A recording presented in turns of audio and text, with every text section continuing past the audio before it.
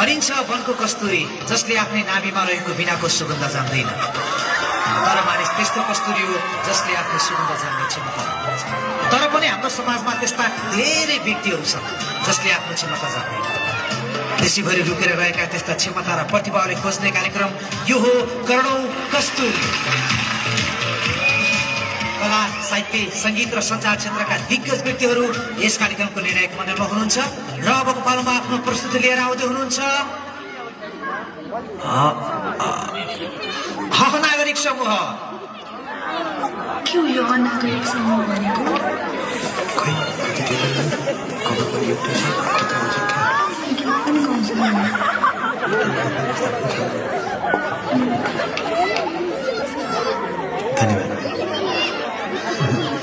स्वागत छ तपाईहरूलाई।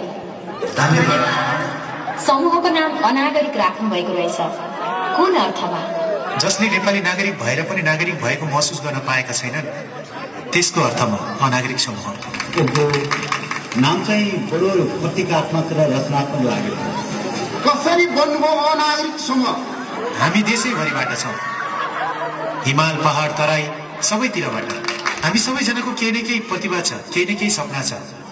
त्योभन्दा पनि एउटा स्वाभिमानी नेपाली भएर सुखी र सरल जीवन जिउने चाहना छ, तर त्यो चाहना पुरा भएको छैन र पनि देशको बिचट्टै माया लाग्छ। नेपाली हुनुमा गौरव पनि भएको र गुनासो पनि भएको मानिसहरू खोजेर मैले बनाएको सरेको छ। हामीले गर्न खोजेको काम तपाईँ एक्लैले आँट्नु भएछ। अब हेरौँ न त अनागरिक समूहको प्रस्तुति।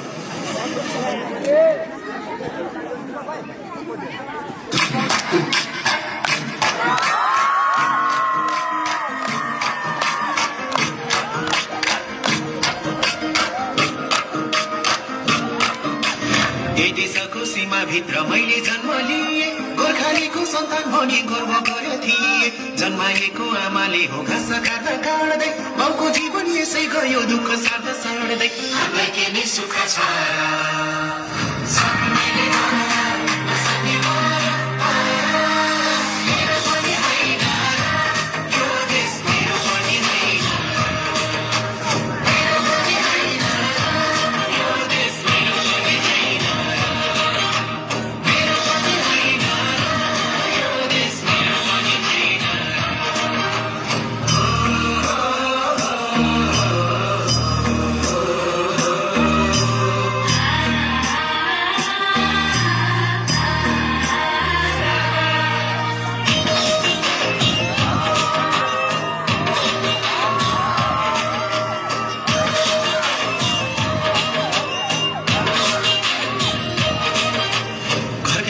पहिरोले छैन खानी अन्न छैन भन्ने कुरा कता जानु भन्न।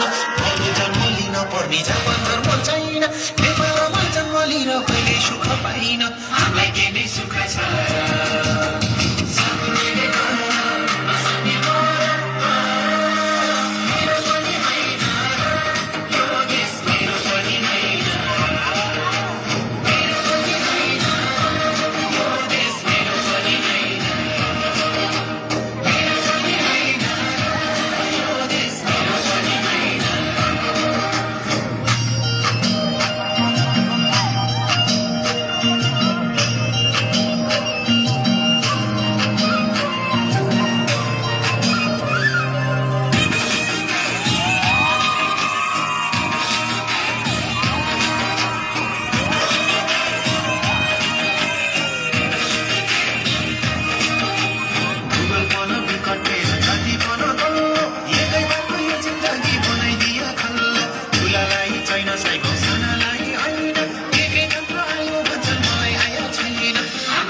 सुख छ।